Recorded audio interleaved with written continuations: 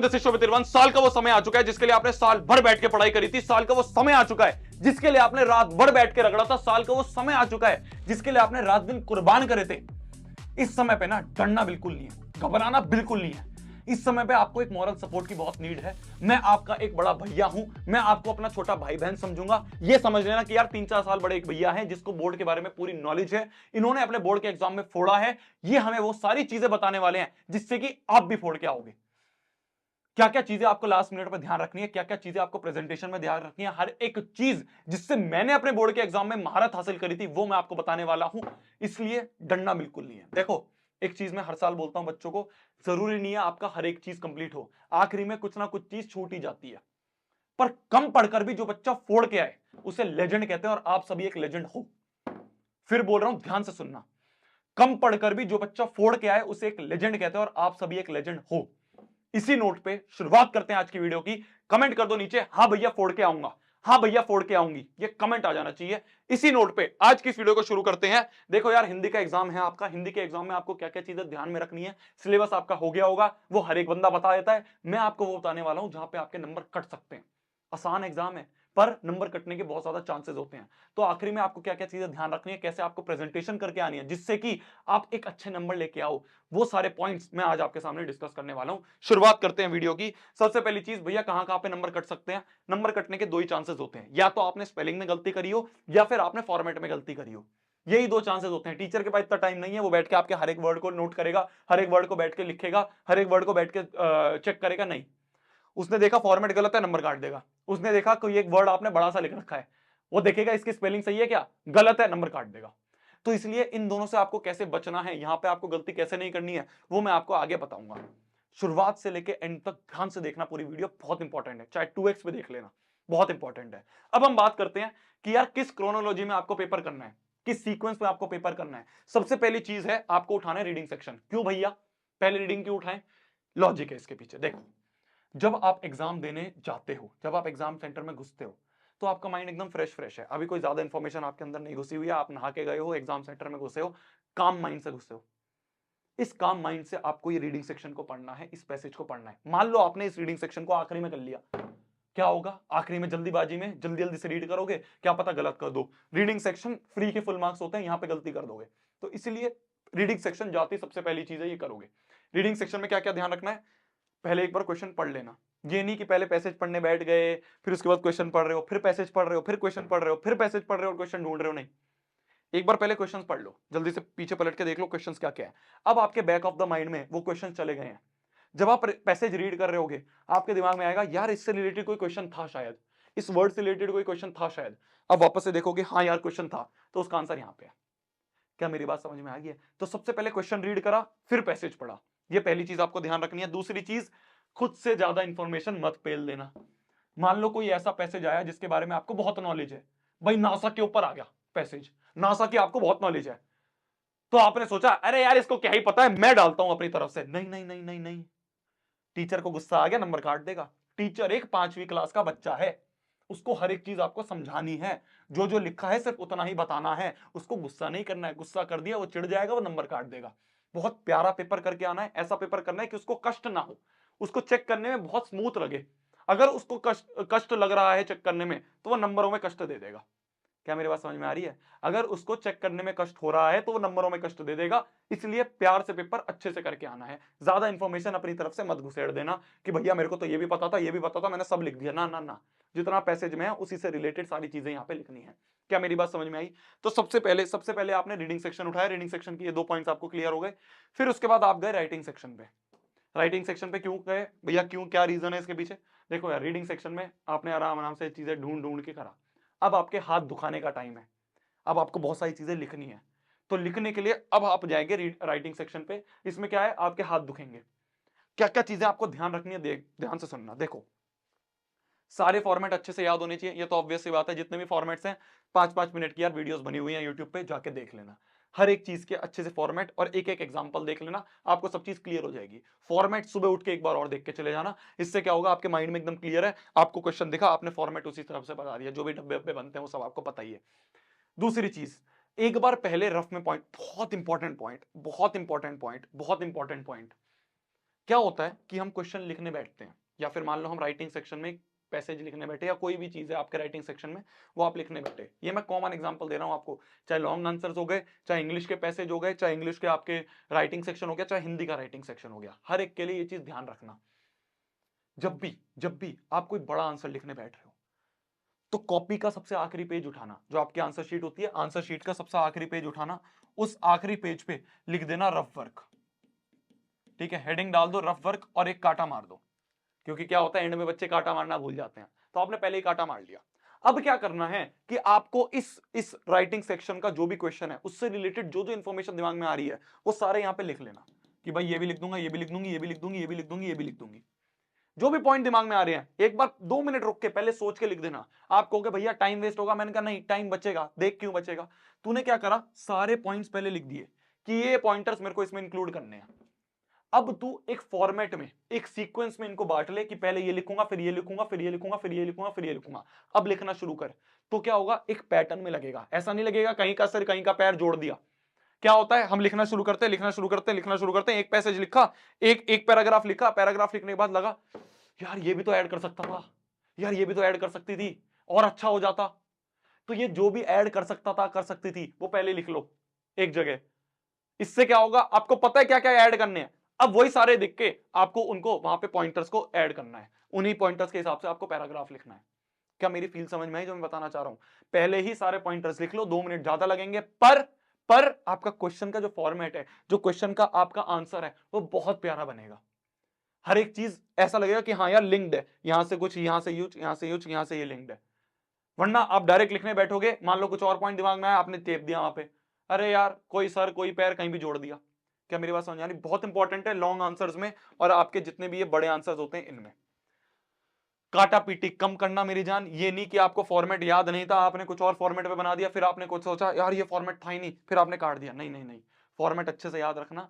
In writing section में जितना कम हो सके उतनी कम काट पीट करना, और काट पीट करनी भी लग जाए, करनी भी पड़ जाए, तो कैसे काटना होता है, सिर्फ ऐसे, बस।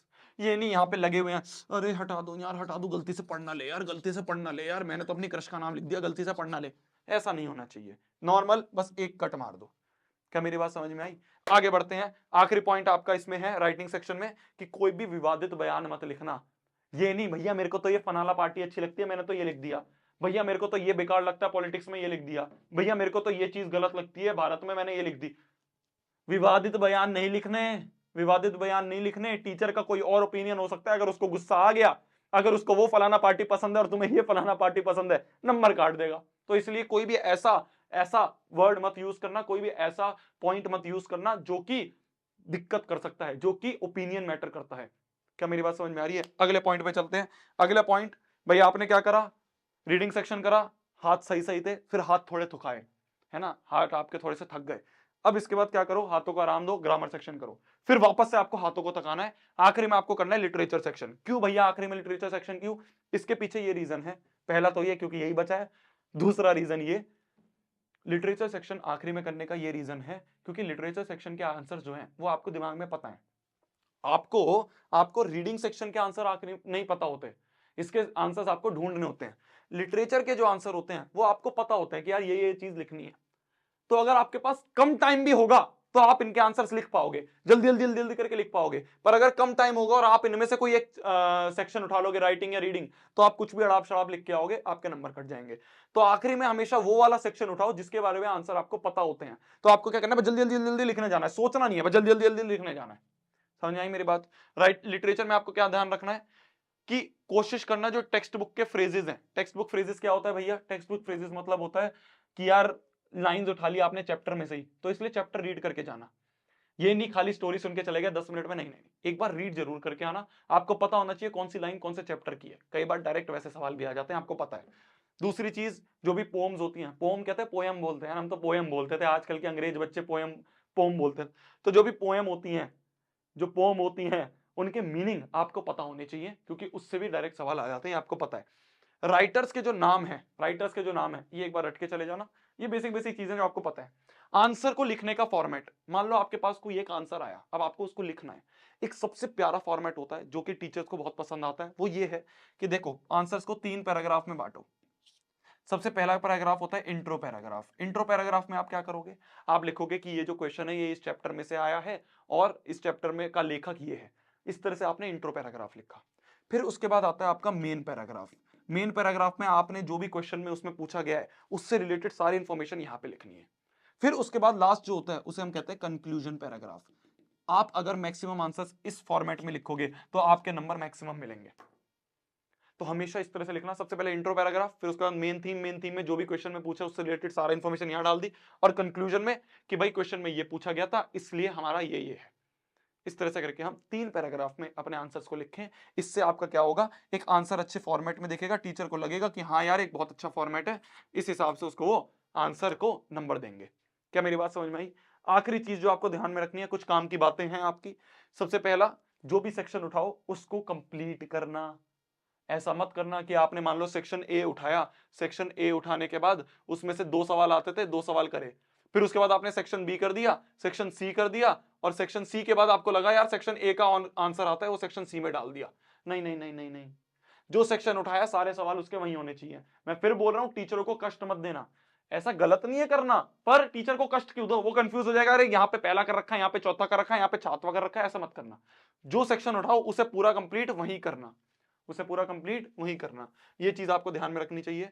दूसरी चीज, ये आपको पता ही है, हर एक टीचर बोलता है, पर आप ये भूल जाते हो। बहुत कम बच्चे होते हैं जो कि अंडरलाइन कर रहे होते हैं मेन थीम को, मेन पॉइंट्स को, हेडिंग्स को, सब हेडिंग्स को। तो जितने भी मेन हेडिंग है, सब हेडिंग है, कोशिश करना सब हेडिंग्स इंक्लूड करो आप आंसर्स में। जो भी मेन पॉइंट्स है उनको अंडरलाइन जरूर कर देना मेरी जान। पता आपको होता है पर आप भूल जाते हो, आपको आलस आता है आखिरी में। वो आलस मत दिखाना, 5 नंबर ज्यादा मिल जाते हैं इन सारी चीजों से। क्या होता है, टीचर डायरेक्ट उन पॉइंट पे जाता है, तो आपके और जगह जहां पे भी स्पेलिंग मिस्टेक होती है उसमें नंबर कटने के चांसेस कम हो जाते हैं। इसलिए बोला जाता है कि आप अंडरलाइन कर दो। टीचर ने सिर्फ अंडरलाइन वाले पढ़े और उसने क्या करा, उसने उस आंसर का पूरा नंबर दे दिया। तीसरी चीज, शुरुआत में अच्छी हैंडराइटिंग लिख देना। ये मत करना कि शुरुआत में ही आपने राइटिंग में बिल्कुल ऐसे लिख दी कि टीचर को समझ में नहीं आ रही। शुरू के 4 पेज तो अच्छे कर देना, टीचर ने पेपर खोला है उसका मूड तो अच्छा रहे, क्योंकि क्या पता आपके पिछले वाले बच्चे ने बहुत ही बेकार मूड कर दिया हो, तो इसलिए उस मूड से आपका पेपर ना चेक हो। क्या करना है, आपको अच्छी राइटिंग में लिख के आना है। शुरुआत के 3-4 पेज अच्छे लिखना, उसके बाद तो सबकी राइटिंग खराब हो जाती है, मेरी भी हो जाती थी, पर शुरुआत के 3-4 पेज अच्छी राइटिंग में होनी चाहिए।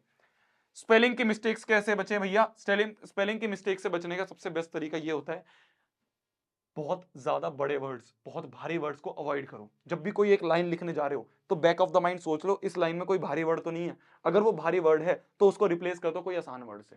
ये होता है स्पेलिंग मिस्टेक से बचने का तरीका, कि जो भी लाइन लिखने जा रहे हो 2 सेकंड रुक के सोच लो क्या लाइन लिखने वाला हूं, उसमें कोई ऐसा वर्ड है जो कि बहुत भारी वर्ड है, उसको रिप्लेस कर दो एक आसान वर्ड से। दूसरी चीज, हमारे पास ना कई बार आखिरी में टाइम नहीं होता कि हम पूरा पेपर को वापस चेक करें, जरूरी नहीं है हर बच्चे के पास टाइम हो।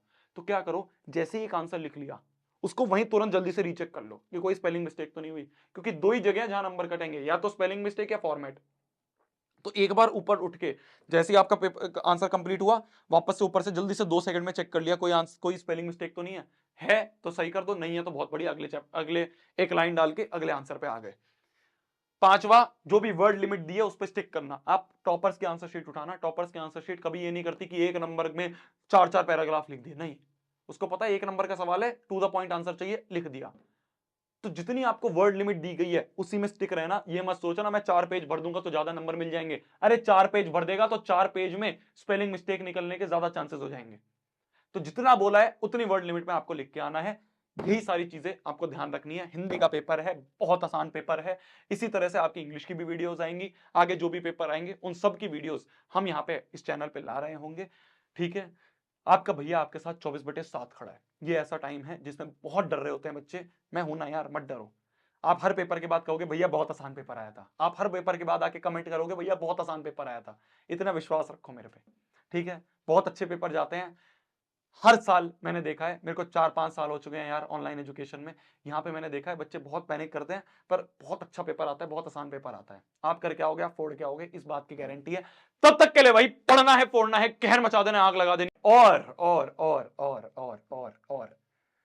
आप सभी के लिए 19 तारीख को आ रहा है एक सरप्राइज, जिसका छोटा सा टीजर अब इस वीडियो के बाद आपको मिलने वाला है। चलो